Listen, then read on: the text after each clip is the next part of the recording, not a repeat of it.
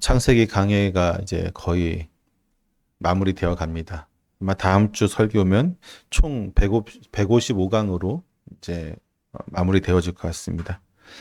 길었죠. 거의 중간중간에 이제 우리가 주제 설교도 했었으니까 한 4년 정도 걸린 것 같은데 이제 거의 막바지에 이르렀습니다.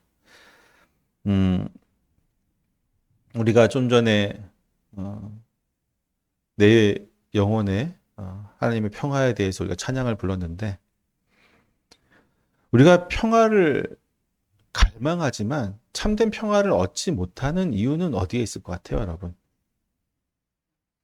욕심, 뭐 내 정력도 있을 것이고. 그런데 맞아요.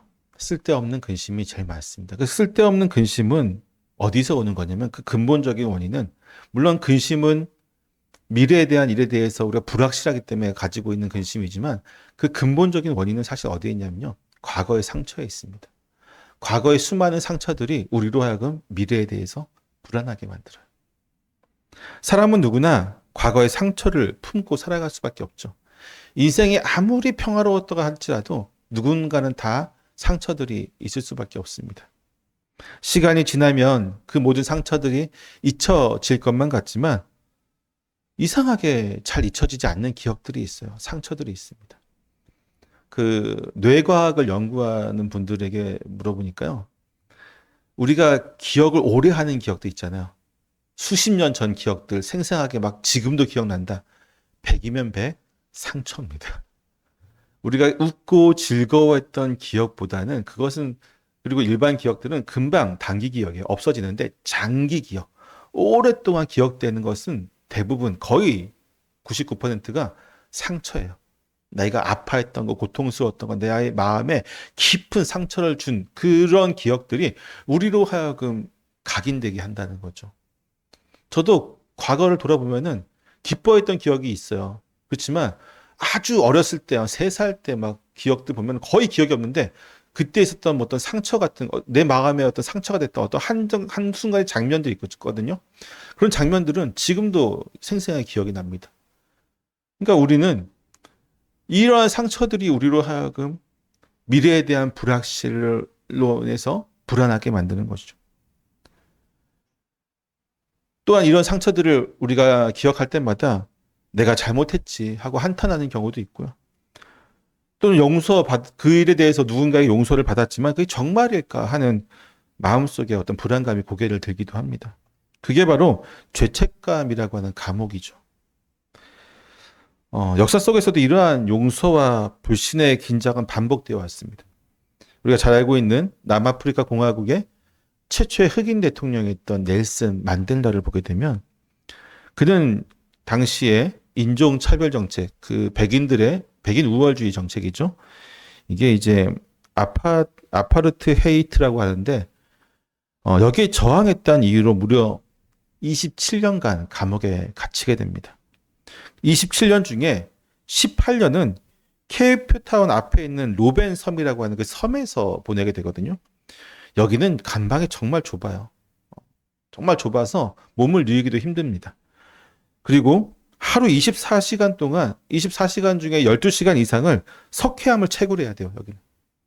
강도 높은 노동이 따르고 있습니다. 그리고 편지도 자유롭게 쓸 수 없고 굉장히 고립된 곳이 바로 이곳이죠. 여기서 무려 18년을 보냈습니다. 27년 중에. 그 마음속에 여러분 어떤 것이 심어졌을 것 같아요?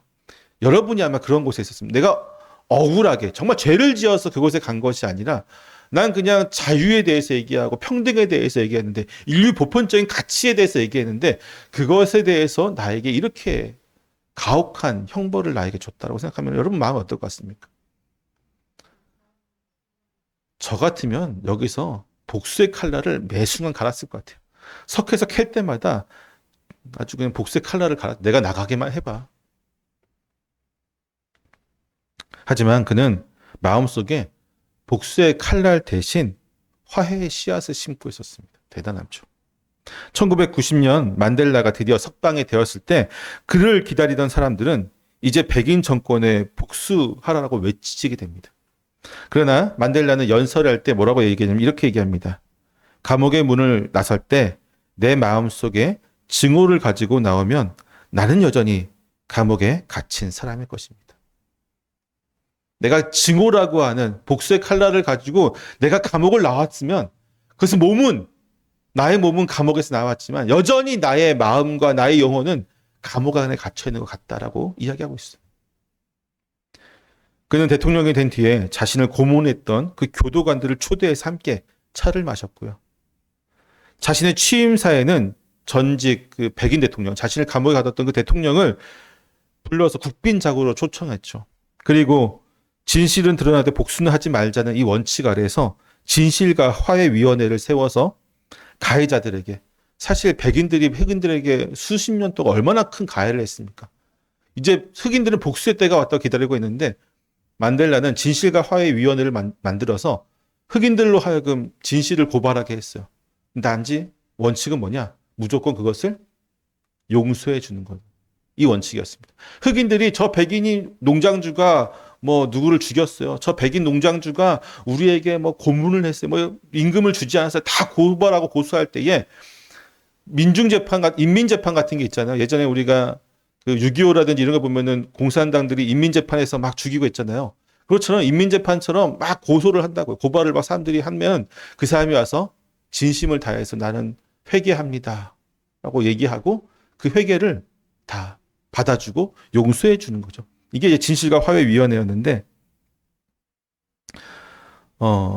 남아공 전체에 아주 센세이션을 일으켰고, 남아공이 어느 정도 하나가 될 수 있는, 물론 지금도 불합리한 부분이 여러 가지 있지만, 아주 극단적인 서로 원수의 관계에서 어느 정도 좀 융화가 될 수 있는 계기가 되었기도 했습니다. 그러나, 그럼에도 불구하고 남아공 사회 전체가 완전히 화해할 수는 없었겠죠. 인간의 마음은 그렇지 않습니다. 많은 흑인들은 뭐라고 얘기했냐면, 그가 너무 쉽게 백인들을 용서했다고 느끼게 됩니다. 특히나 억울한 일을 너무 많이 당한 사람일수록 너무 쉽게 만델라가 용서했다라고 하는 어떤 분노의 감정이 있었고, 백인들은 어땠을까요, 여러분?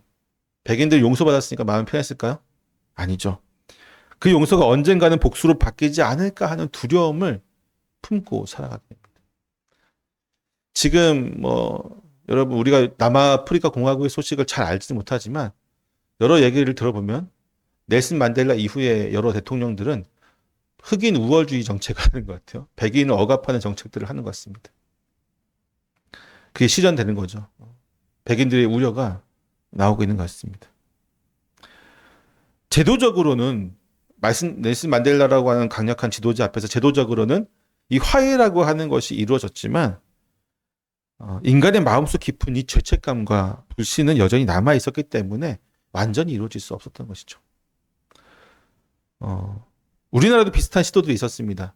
이 남아프리카 공화국의 그 진실과 화해 위원회라는 거는 그 좋은 모델을 가지고 와서 우리나라도 2005년에 진실 화해를 위한 과거사 정리 위원회가 이제 출범하게 되죠. 왜냐하면 우리나라도 한국 전쟁 시기에 있었던 민간인 학살이라든지 또 그리고 각 권위주의 정권들, 아주 독재 정권들 아래서 이루어지는 수많은 인권 침해 사건도 있었기 때문에 이것을 조사해서 진실과 화해를 이제 하려고 했던 것입니다. 하지만 이 과정에서 진정한 화해는 쉽지 않았고 사실 우리나라는 실패했다고 보는 게, 남아프리카 공화국은 한 반 정도 성공했다면 우리는 거의 실패했다고 보는 게 맞습니다. 우리의 마음은 이게 쉽게 가셔지지 않는 것이죠. 오늘 본문에도 이와 비슷한 장면이 나옵니다. 오랜 세월이 흘렀음에도 불구하고 과거의 잘못 앞에서 여전히 불안해하는 형제들이 나오고, 이미 용서를 받았음에도 그 용서를 믿지 못하는 그들의 모습이 있습니다. 그리고 그들을 향해서 요셉은 이렇게 얘기하죠. 두려워하지 마소서. 두려워하지 마소서. 그는 정말로 용서했을까요? 아니면 우리들처럼 말로만 용서하고 속에서 복수심을 키웠을까요? 그는 어떻게 그 마음의 감옥에서 완전히 자유로울 수 있었을까요? 오늘 우리는 그 사람의 이야기를 통해서 진정한 화해와 용서가 어디에서 시작되는지 한번 보려고 합니다. 본문 15절을 같이 한번 읽어보겠습니다. 시작.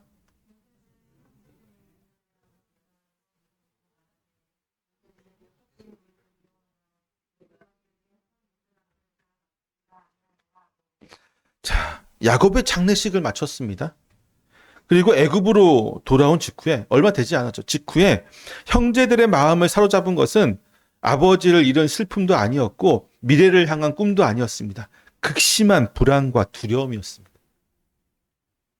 요셉이 우리를 미워해서 우리가 예전에 했던 그 악한 행위들에 대해서 복수하지 않을까 하는 이 극심한 두려움과 불안이 그들의 마음을 사로잡고 있었어요.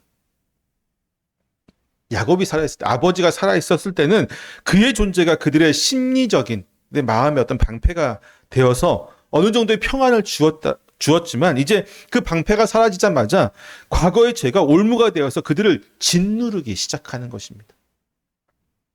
형제들이 요셉이 자신을 미워할 것이라고 의심한 데 사용하는 히브리어가 이제 뭐냐면 의심한 것이 이제 사탐이라고 하는 단어인데 사탐.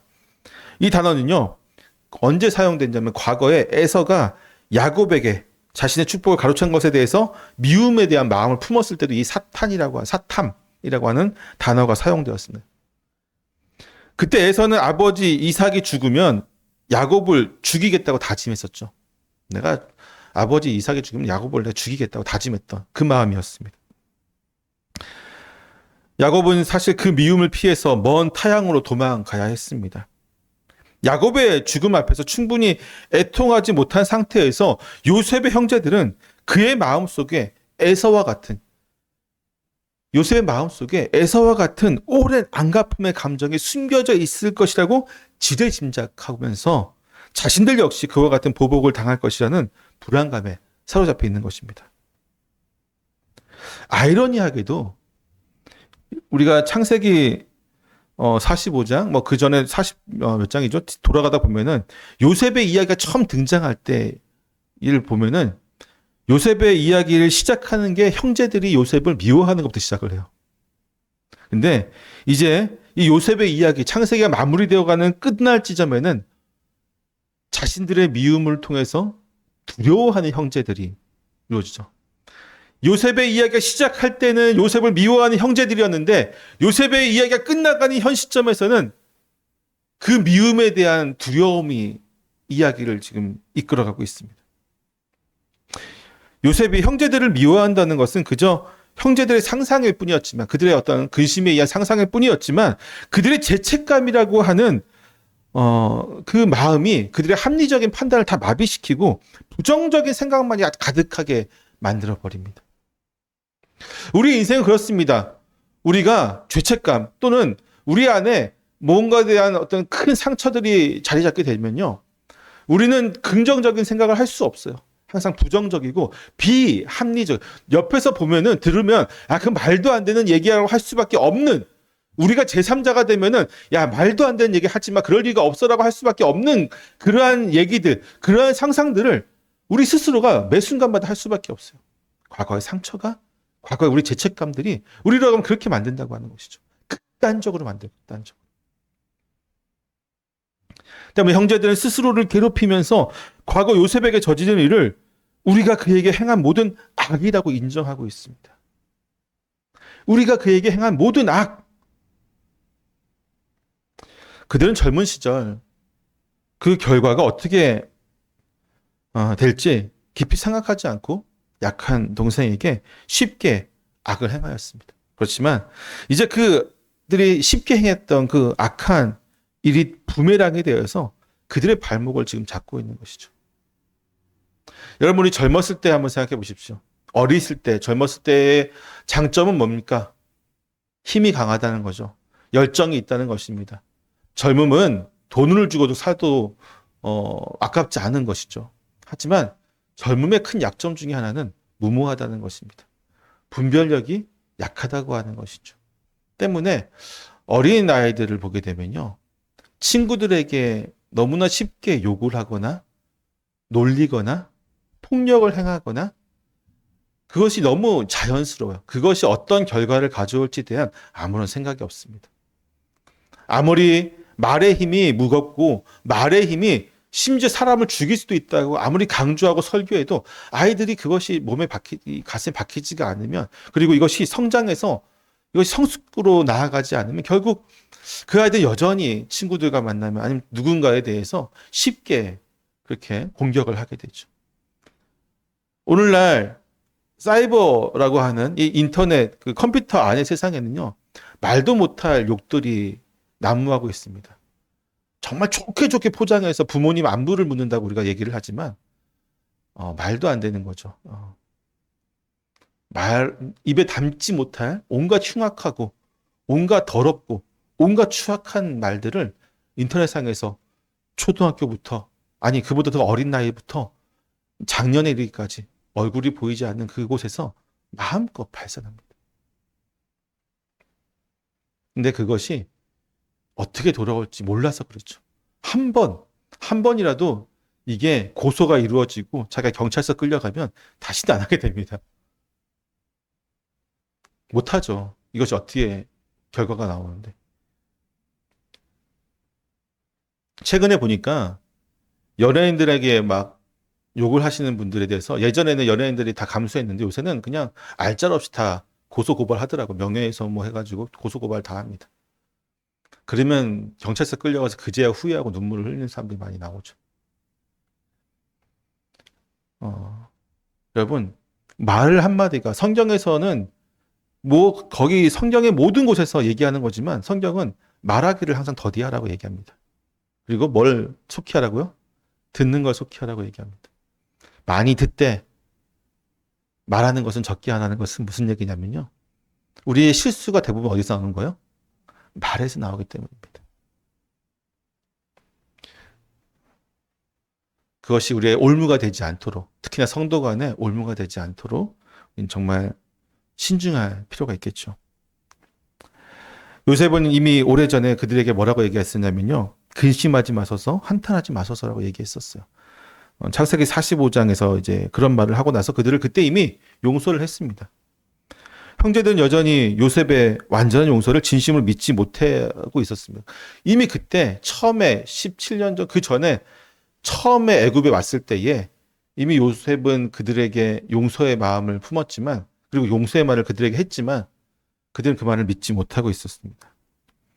왜냐하면 어떤 형태의 보상이나 대가를 치르지 않았기 때문이죠. 용서는 받았는데 아무런 대가를 치르지 않고 오히려 뭐만 입었어요? 은혜만 입었어요. 그러니까 점점 더 어떻게 되는 거예요? 불안해하는 것이죠. 이런 형제들의 모습은 우리의 인간의 연약한 본질을 그대로 보여주고 있습니다. 우리 역시 큰 잘못을 저지른 이후에 상대에게 아무리 용서를 받았다는 말을 들어도 그래 괜찮아 하고 용서를 받았다고 해도 자신의 지은 죄의 무게 때문에 그 용서를 쉽게 받아들이지 못합니다. 차라리 그 용서가 조건을 동반한 것이었다면, 즉 어떤 조건을 만족하면 너가 이것을 행하면 내가 용서해 줄게 라고 했다면 차라리 마음이 편해요. 아 그래 이거 하면 되겠구나. 그것을 조건을 만족한 이후에 우리는 용서받았다는 평안한 마음을 가질 수 있습니다.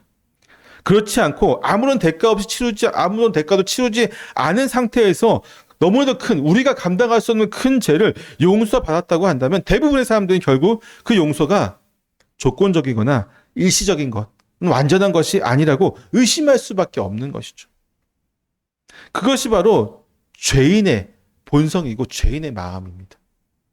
더 나아가서 이 두려움은 하나님의 섭리를 잃은 불신의 결과였습니다.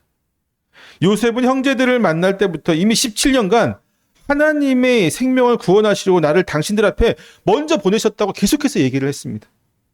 수차례 반복해서 이 모든 일이 인간의 악을 뛰어넘는 하나님의 섭리였고 하나님의 계획이었고 하나님의 주관하신 일이었음을 강조했었습니다. 그럼에도 불구하고 이제 야곱이라고 하는 그 심리적인 방패가 사라지자마자 형제들은 그 모든 하나님의 섭리적인 고백을 망각하고 다시 인간적인 보복의 논리로 돌아가고 있습니다. 그들은 요셉의 마음속에 남아있을지 모르는 악의 아주 작은 가능성마저도 두려워하고 있습니다. 그마저도 선으로 바꾸시는 하나님의 주권적인 신실하심에 대해서 전적으로 믿지 못하고 있는 것이죠.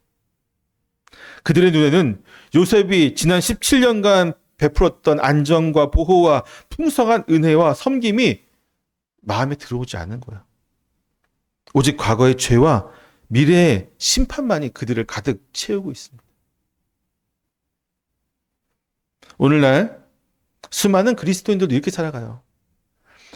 강단에서 아무리 하나님이 예수 그리스도께서 2000년 전에 십자가 달려 돌아가심으로 하나님이 창세전에 우리를 선택하심으로 아무런 조건 없이 우리를 구원하시고 우리의 모든 죄를 사하여 주시고 우리로 하여금 하나님이 거룩한 백성이 되게 하시고 의롭게 하셨다고 아무리 강단에서 설명을 해도 많은 사람들이 여전히 불안을 가지고 살아갑니다.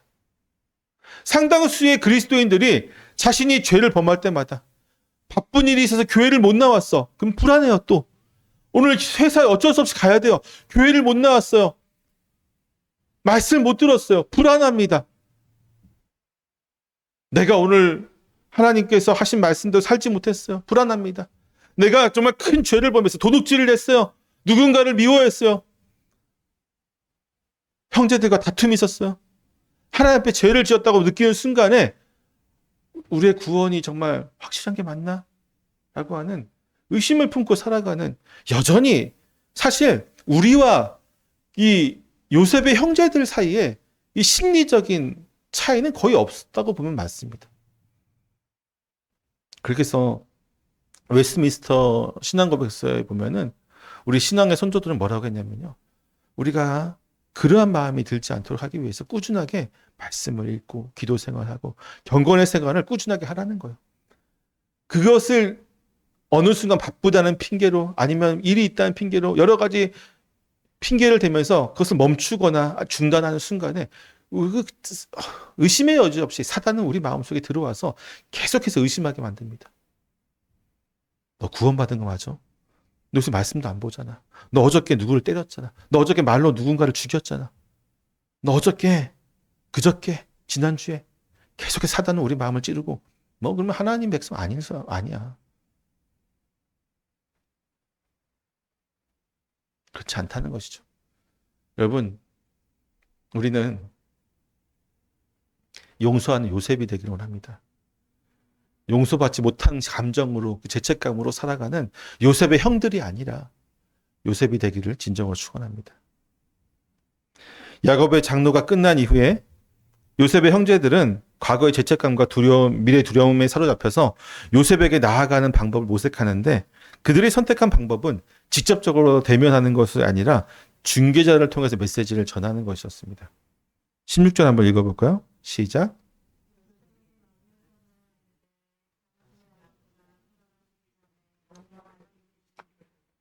아멘. 여기까지만 하겠습니다. 16절을 보면은 이게 요셉에게 말을 전하여 있어. 한글 성경에 보면은 이게 누구를 통해서 하는 건지 그들이 말을 직접 전한 건지 분간이 잘 안 되는데 히브리어로 보게 되면요. 원어를 보게 되면 여기 차와라가 하는 사역형 동사가 쓰이거든요. 문자적으로는 그들이 명령하였다요. 누군가에게 명령하였다. 그래서 이제 그런 형제들이 전언을 보냈다 또는 정령을 통해서 지시를 전달했다라고 하는 것으로 해석하는 게 가장 좋습니다. 즉 형제들은 직접 대면을 하지 않고 그들의 사자를 보내서 그들의 말을 전달한 것이죠. 마치 이제 야곱이 형 에서를 만날 때에 불안해서 앞서서 그의 사자들을 보냈잖아요. 그와 마찬가지로 불안하거나 적대적인 관계에서 보복을 두려워하는 사람들이 사용하는 그런 회피적인 방식이죠. 이렇게 해서 이제 형제들은 두려움 속에서 자신들의 대신할 대리자를, 자신의 말을 전달 대리자를 요셉에게 보냈습니다. 그들이 얼마나 지금 두려워하고 죄책감을 가지고 있는지 명확히 보여주고 있죠. 얼마 전까지 아버지 장례를 같이 치렀잖아요. 같이 울고 통곡하고 같이 슬퍼하고 같이 그 모든 일을 했음에도 불구하고 애고로 돌아오자마자 요셉에게 못 가는 거예요. 못 갑니다. 그들이 요셉에게 보낸 메시지의 내용은 이겁니다. 같이 한번 읽어볼까요? 17절 시작.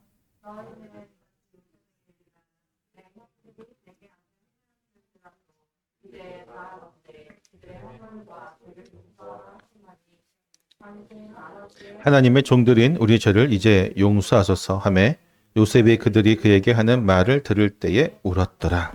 아멘. 지금 형제들은 아버지의 유언을 빙자해서 자신들의 허물과 죄를 용서해 달라고 이야기하고 있죠. 야곱이 정말로 이런 유언을 남겼을까요? 진위 여부가 불확실하긴 하죠. 성경에 나오지 않으니까. 성경에서 이와 같은 유언이 언급되지 않고 있기 때문에 진위 여부는 알 수 없습니다. 하지만 문맥상 전체적인 상황을 고려해 봤을 때 두려움을 느낀 형제들이 자신들의 생명을 보존하기 위해서 급조한 거짓말일 가능성이 매우 높다고 하는 사실은 모든 읽고 있는 독자들이 이해할 것입니다. 특히 그들은 요셉을 향해서 아비카라고 얘기하는데 이거 무슨 얘기냐면 당신의 아버지란 말을 쓰고 있어요. 당신의 아버지. 우리 아버지가 아니라 당신의 아버지. 야곱을 자신들의 아버지가 아닌 요셉 개인의 아버지를 부각시킴으로써 그 아버지, 당신의 아버지의 말을 좀 들으셔야 돼요. 그의 아들로서의 의무를 지금 꼭 지키려고 이제 하는 거죠. 호소하고 있습니다. 그러면서 그들은 뭐라고 얘기하냐면 야곱의 유언을 전한 이후에 스스로를 당신의 아버지의 하나님의 종들이라고. 그러니까 우리는 야곱의 아들도 아니고 당신의 아버지의 하나님의 종들이다. 이렇게 지금 극악하게 낮추고 있죠. 하나님의 권위와 영적인 관계 속에서 또다시 호소하고 있어요. 당신의 아버지를 부르고 당신의 아버지 하나님의 종들이라고 하면서 하나님과 요셉을 다 야곱을 다 끌어들여서 우리를 좀 봐달라라고 이야기하고 있습니다. 그들이 언급한 허물, 여기 보면 허물과 죄 그리고 이제 악이 나오죠. 이 모든 것은요. 자신들의 죄가 용서할 수 없고 결코 넘어갈 수 없는 아주 극악한 죄였던 반역적인 행위였음을 스스로 지금 인정하고 있습니다. 그들이 정말로 자신의 죄가 이렇게 어마어마한 죄라는 것을 심각하게 알고 있었기 때문에 고백한 것일 수도 있겠지만 사실 그보다는 죄에 갇힌 인간이 생존을 위해서 자신의 생명의 보존을 위해서 모든 수단과 방법을 동원해서 매달리고 있는 어떤 처절한 모습들을 볼 수가 있는 거죠. 보통 이제 자신들의 죄를 더 크게 부풀림으로써 상대의 자비와 용서를 더 크게 만드는 방법이 우리 사이에서 많이 사용되어지죠. 그로 인해서 상대방은 되게 크고 위대한, 그 용서하는 인물은 크고 위대한 인물로 만드는 것입니다. 우리 역시 이제 용서를 구할 때에 우리의 죄를 정말로 용서를 구할 때 두 가지 모습이 있어요. 하나는 뭐냐면 자기 죄를 축소하는 방법입니다. 또 하나는 자기 죄를 크게 만드는 방법이에요. 우리는 용서할 때 이 두 가지 방법을 사용하는데 어떤 게 용서를 받죠, 대부분? 네, 두 번째죠. 자신의 죄를 크게 만드는 거. 난 정말 죽일 놈입니다. 이것밖에 안 되는 놈입니다. 했을 때에 상대방이 용서할 마음이 드는데 자신은 이런 죄를 지었는데 다 이것 때문이고 이건 이것 때문이었고 정말 이거는 어쩔 수가 없었던 것이고 이런 상경 때문에 이런 것 때문에 그래서 내 죄는 이거밖에 안 되는데 이거 용서해 주세요 하면 상대방이 용서 안 해줍니다. 법정 다툼이 아닌 용서의 영역에서는 항상 나의 죄를 크게 만들어서 상대의 마음을 높이는 것이 중요하죠. 그거를 잘 못해요. 연예인들이 자숙한다고 할 때 항상 자기 죄를 축소하려고 하는데 참 불쌍합니다. 요셉은 형제들이 중재자를 통해서 보낸 이 처절한 메시지를 듣고 어떻게 반응하고 있죠? 마지막에 보면은 17절 들을 때에 어떻게 했다고요? 울었습니다. 잘못은 형제들이 하였고 그들은 용서를 구하고 있음에도 불구하고 오히려 요셉이 지금 눈물을 흘리고 슬퍼하고 있어요. 왜 눈물을 흘렸을까요? 왜 슬퍼했을까요? 용서를 구하는데 이제 좀 그만 좀 하십시오. 내가 이미 17년 전에 당신 다 용서했다고 얘기하지 않았습니까? 그 후에도 내가 이렇게 하지 않았습니까? 이제 그만 좀 하세요라고 할 수도 있는데 이 말을 듣고 요셉은 울었어요. 저 같았으면 화가 났을 것 같아요. 그만큼 얘기했으면 좀 알아들으라고 하면서 화를 냈을 것 같은데 요셉은 슬피 웁니다. 이 눈물은 먼저 형제들의 뿌리 깊은 불신에 대한 괴로움 때문에 흘리는 눈물이었습니다. 요셉은 아까도 얘기했지만 이미 17년간 그들을 섬겼어요. 애굽이라고 하는 거대한 나라의 두 번째 권력자였음에도 불구하고 그들을 섬기고 하나님의 섭리, 즉 하나님의 생명을 구원하시려고 그를 애굽에 보냈으며 그 구원에는 그들도 포함되어 있었기에 그를 먼저 보냈다고 하는 사실을 반복해서 언급했습니다. 그러나 형제들은 여전히 요셉의 그 보복을 꾀하는 적으로 인식하고 있고, 심지어 아버지의 이름을 팔아서 거짓말을 하면서까지 자신들의 생명을 구걸하고 있습니다. 요셉의 눈물은 마치 그 형들에게 이렇게 얘기하는 것 같아요. 나의 용서와 진심 그리고 하나님의 섭리적인 은혜가 당신들에게는 전혀 닿지 않았단 말입니까? 통탄해하는 그 마음. 여러분, 참된 화해, 용서는요. 제가 고민해봐서 묵상을 좀 해보면서 왜 어떻게까지 용서가 가야지 될까라고 하는 이 말씀을 준비해서 묵상을 해봤는데 그런 것 같아요. 제가 생각하기에 참된 용서는요. 가해자 마음속에 있는 불신까지도 씻어내야 하고 어떤 불신, 내가 용서했다고 했지만 믿지 못하는 그 불신과 불안해한 마음, 죄책감 이것까지 다 씻길도록 하는 아주 지난하고 고통스러운 과정이 있는 것 같아요. 그냥 나는 용서했으니까 끝. 네가 고통스러워하든 말든 너가 죄책감에 여전히 힘겨워하든 말든 나는 상관없어. 나는 이미 용서했고 나는 내 마음속의 감옥에서 벗어났어. 난 자유야. 라고 하는 것은 참된 의미에서는 용서가 아닐 거라고. 왜? 그것도 그에게 고통을 주는 방법이잖아. 그건 용서가 아니죠. 여전히 죄책감에 시달리고 있고 여전히 자신이 범한 그 죄에 대해서 씻지 못한 아픔으로 하루하루 살아가고 있지만 내가 용서했어라고 한마디로 그 사람이 용서를 받았다고 하는 것도 사실은 어떻게 보면 우리한테도 마음의 상처가 될 수 있어요. 예전에 봤던 영화 중에 미랑이라는 영화 여러분 보신 분도 있고 안 보신 분도 있겠지만 미랑이라는 영화를 보게 되면 그 여배우가 미랑이라고 하는 동네에 아들 하나인가요? 어린 자녀를 데리고 와서 살다가 그 어린 자녀가 유괴되어서 살해를 당하게 됩니다. 어머니가 어마어마한 고통 속에 있다가 하나님을 믿게 되고 신앙 안에서 그 아픔을 이제 이겨내고 고통을 이겨내죠. 그러고 나서 큰 결단을 내리고 면회를 갑니다. 그 살인자에게 면회를 갑니다. 그리고 이제 용서하겠다고 한 마음으로 갔는데 어떻게 되죠? 내가 당신을 용서했습니다 했는데 그 살인자가 나는 이미 하나님으로부터 용서를 받았습니다 하는 순간에 용서하러 갔던 그 어머니의 마음이 그 억장이 완전히 무너져 내리죠. 그러니까 완전한 용서는요. 서로의 아픔과 죄책감과 그 모든 것이 복합적으로 이루어진 것들이 다 해소가 될 때까지 이루어지는 순간에 이루어지는 것이 아니라 그 모든 과정들을 거쳐서 이루어지는 매우 지난하고 힘겨운 과정들이 필요하다는 것입니다. 아픔이 클수록 고통이 클수록 죄가 클수록 그래서 저는 생각해 봤어요. 이것이 바로 우리에게 주어진 성화의 과정입니다. 우리의 성화의 과정이 우리가 죄인으로서의 고통, 죄책감, 하나님 앞에 죄인으로서 서는 우리의 죄책감을 하나하나 하나님께서 우리에게 용서해 주시고 또 우리가 그 죄책감에 또 나아가고 용서해 주시고 그 모든 것들을 덜어내기까지 천국에 이르기까지 정말 지난하고 고통스러운 과정이구나. 때문에 그 과정이 너무 힘들고 괴로워서 용서하고자 했던 마음이 흔들리거나 퇴속되기도 합니다. 그럼에도 불구하고 끊임없이 용서를 함을 통해서 죄인의 마음에 자유를 주는 것이 바로 하나님의 마음이며 복음이죠. 그것이 바로 복음입니다. 우리 역시 예수 그리스도의 그분을 믿음으로 우리의 모든 죄를 용서함 받았지만 여전히 하나님의 진노를 두려워하지 않습니까? 요셉의 형제들과 우리는 전혀 다르지 않다는 사실을 기억하십시오. 다만 그러한 우리를 위해 여전히 하나님은 지금 눈물을 흘리고 계시다는 사실을 우리는 기억해야 됩니다. 더 나아가서 요셉의 울음은 가족의 화해의 완성에 대한 안타까움의 표현이기도 합니다. 야곱의 죽음을 통해서 이스라엘 가족의 구속 언약은 성취되었지만 가족 간의 진정한 신뢰와 화해가 아직도 완성되지 않고 있습니다.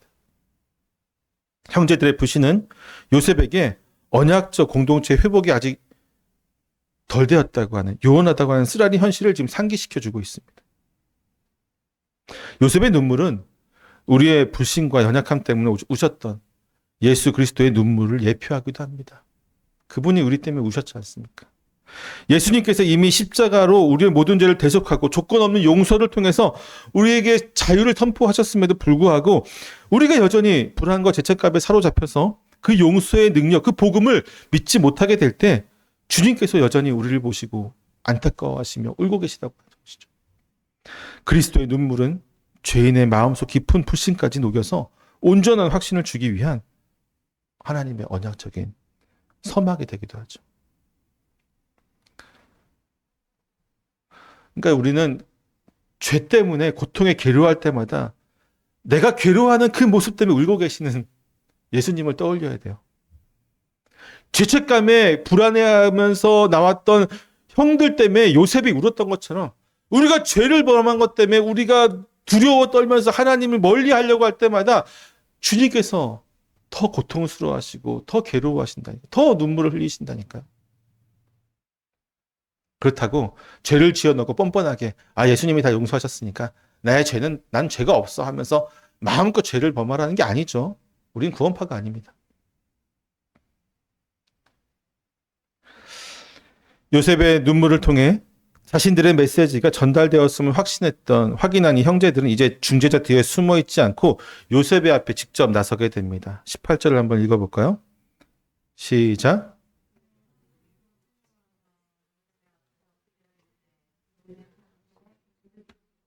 아멘. 우리는 뭐라고요? 당신의 종이다. 다시 한번 아주 낮추고 있습니다. 철저하게 낮추는 모습을 취하고 있어요. 이들의 행동은 과거 요셉의 꿈이 이루어지는 현장이죠. 자신들의 형으로서의 대접을 포기하고 영원한 어떤 종이 되겠다. 그것을 이제 자처하고 있습니다. 요셉은 그들의 복종을 받지 않고 오히려 그들을 뭐라고 얘기하냐면 두려워하지 말라고 이야기합니다. 19절 한번 읽어볼까요? 시작. 대신하리까. 두려워하지 마소서라고 안심시킵니다. 이것은 이제 이 말은요. 창세기에서 하나님께서 아브라함이나 이삭, 야곱에게 언약을 재확인시켜 줄 때 자주 사용했던 말이기도 합니다. 두려워하지 말아라. 여호수아에게도 여호수아 1장에서도 몇 번에 걸쳐서 두려워하지 마라. 내가 너와 함께 하겠다. 하셨던 그 위로의 말씀이죠. 요셉은 이제 형들의 두려움을 해소하는 완전한 용서의 메시지를 전하려고 합니다. 요셉은 이 불신이 가득한 형들을 향해서 뭐라고 얘기하냐면 내가 하나님을 대신합니까? 라고 하는 말을 합니다. 이 질문은 요셉의 어떤 그 신앙의 인격이 얼마나 훌륭한지를 잘 보여주고 있습니다. 창세기 30장 2절에서 라헬의 투정을 들은 야곱이 똑같은 말을 하죠. 라헬이 자기의 자녀 없음에 대해서 투정하고 화를 내고 짜증내는데 그때 야곱이 동일하게 내가 하나님이냐? 내가 어떻게 하겠냐? 당시 야곱은 내가 하나님을 대신하겠냐 하면서 생명의 주권이 누구에게 있음을? 하나님에게 있음을 얘기하고 있습니다. 요셉 역시 자신의 심판할 권리를 다 포기하고 이 모든 심판권이 누구에게 있다고 얘기하는 겁니까? 하나님에게 있다고. 그리스도인으로서의 진정한 용서는요, 가해자에게 보복할 수 있는 자신의 권리를 포기하고 심판의 권한을 오직 주권자이신 하나님께만 위탁하는 것입니다. 우리가 주기도문 할 때 우리의 죄를 용서하여 주옵소서 할 때 앞에 뭐라고요? 우리가 용서해 준 것처럼 우리의 죄를 용서해 주옵소서. 우리의 죄를 용서하는 것은요, 하나님께서 우리의 모든 죄를 대해서 감당하시는 거죠. 여러분, 우리가 그냥 용서받았습니까? 우리는 그냥 용서받았지만 대가는 있었어요. 뭐였습니까? 예수님이 십자가에 돌아가신 거잖아요.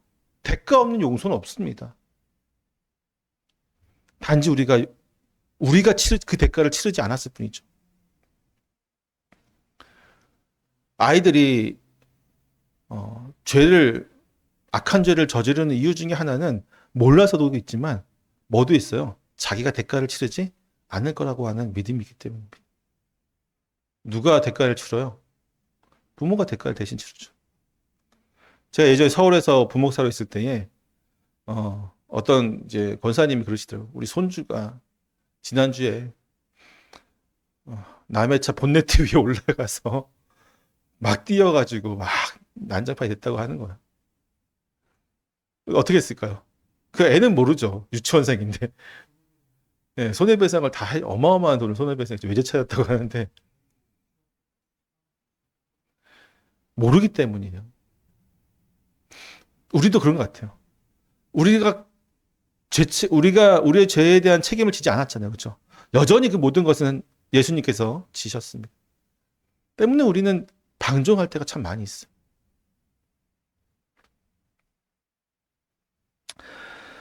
요셉은 형들에게 자신의 인간적인 복수를 그 모든 권리를 포기하고 이제 그 권한이 영원히 하나님께 있음을 선언함으로써 완전하고 영속적인 용서를 선포하는 것입니다. 모든 것은 하나님께 있으니까 더 이상 나한테 얘기하지 마. 나는 당신들에게 할 권리조차 보복할 수 있는 권리조차 없다라고 분명히 선언하고 있습니다. 두 번째로 요셉의 위로는 과거의 죄를 덮는 것을 넘어서 그 죄 자체를 하나님의 위대한 구원 계획 안에서 재해석하고 있습니다. 20절을 한번 읽어볼까요? 시작.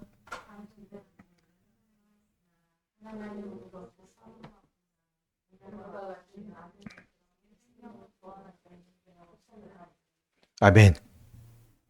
인간의 악한 의도와 하나님의 선한 계획이 같이 만나고 있는 지점이죠. 인간의 악한 계획이 하나님의 선한 의도와 그 계획과 만나는 지점이 바로 요셉의 사건이었습니다. 결국 하나님의 주권이 승리하는 거예요. 인간이 아무리 악한 짓을 해도 하나님의 섭리를 넘을 수는 없죠. 요셉은 형제들의 악한 의도를 부정하진 않았습니다. 당신이 악한 행동을 한 건 맞습니다. 그러나 그 악한 의도마저도 하나님의 전능하신 손길 안에서는 결코 하나님의 구원 계획을 무너뜨릴 수 없고 오히려 그분의 선하신 뜻을 이루는 도구가 되었다고 하는, 당신의 악한 의도들이, 당신들의 그 악했던 행동들이 하나님의 구원을 위한 선한 의도로 도구가 되었다라고 이야기하고 있죠.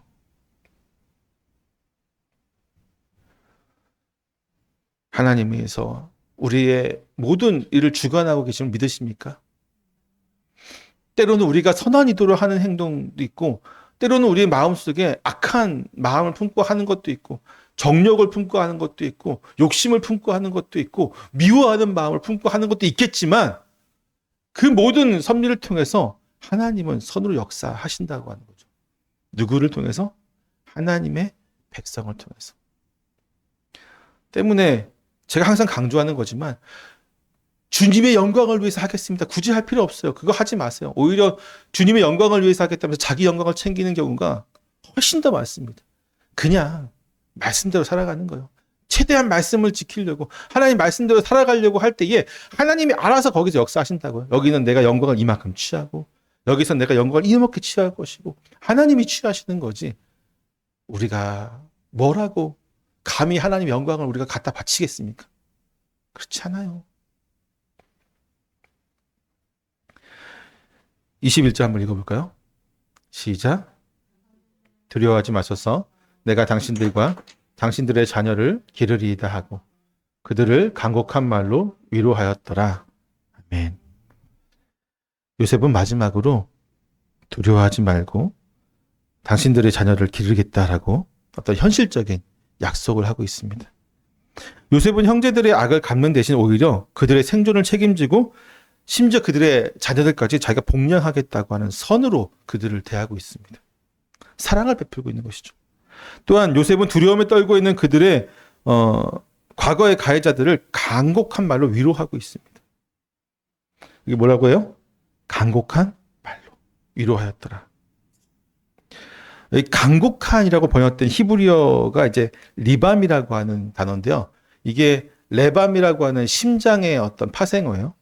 복수형인데 심장이 뭐예요? 진심을 다할 때 심장, 이제 마음이라는 표현을 쓰잖아요. 그만큼 이제 진심을 다해서 용서를 할 때에 이런 마음을 씁니다. 진심으로 마음을 다해서 뭐 이런 뜻이죠. 요셉은 지금 머리가 아닌 마음으로 자신의 신앙의 어떤 모든 것을 다 걸고 형제들을 안심시키고 있는 거예요. 정말 요셉은 최선을 다한 것입니다. 만약에 17년 전에 처음에 형제들이 그 앞에 무릎 꿇고 용서를 구할 때 이렇게 했으면 그들이 쉽게 믿지 않았을 것 같아요. 그런데 이미 17년 동안 요셉이 자신들의 한 것을 돌이켜보니 이 말이 이제 어떻게 되는 거예요? 믿어지는 거죠. 창세기 50장 오늘 15절에서 21절 말씀을 봤는데 이 말씀은 불안과 죄책감에 갇힌 인간의 어떤 실존적인 모습을 통해서 이를 섭리와 용서로 해방시키는 하나님의 사랑이 어떻게 나타나는지를 보여주고 있습니다. 요셉의 형제들처럼 우리 역시 과거의 실수와 죄 때문에 현재의 축복과 하나님의 은혜를 의심하고 불안해할 때가 있죠. 그들의 두려움은 요셉의 지난 17년간의 섬김과 섭리적인 고백마저도 무력화시키는 죄인의 깊은 불신이었습니다. 그러나 요셉은 그 모든 불신을 눈물로 안아주고 최후의 위로로 선포하고 있습니다. 이 본문이 우리에게 주는 복음전 메시지를 요약해서 설명하자면 첫째는 우리는 하나님의 심판권을 대신할 수 없다고 하는 것이죠. 요셉은 내가 하나님을 대리하리까라고 반문하면서 심판과 복수의 권한이 오직 하나님께 있음을 선언합니다. 이 말씀은 우리에게 자신을 심판하거나 남을 정죄할 권리가 없다고 하는 것을 분명하게 보여줍니다.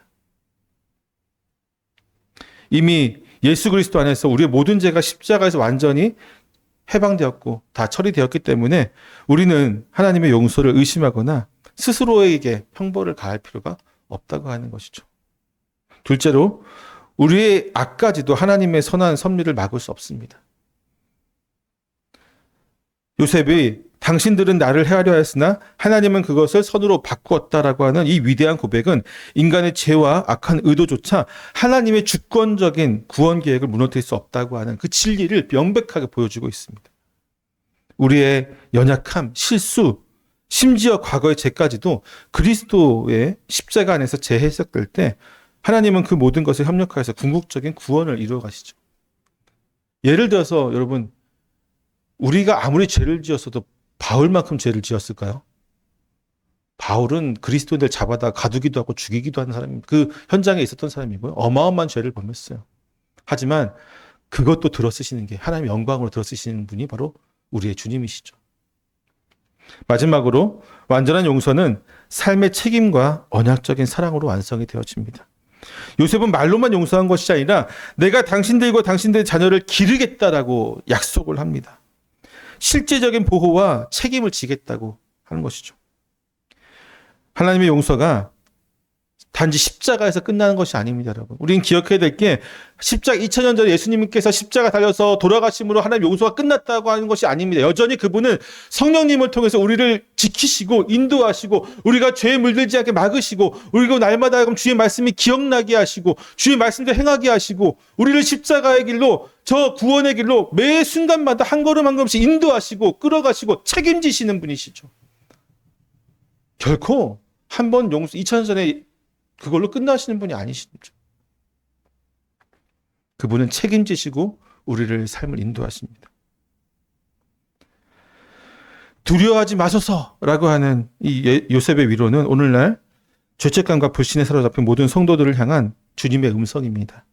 이제 과거의 죄책감과 미래의 불안을 다 내려놓고 우리의 연약함조차도 구원에 사용하시는 하나님의 그 섭리적인 사랑을 붙잡으십시오. 그분의 신실한 위로 안에서 영원한 평안을 누리시기를 주님의 이름으로 축원합니다. 기도하겠습니다.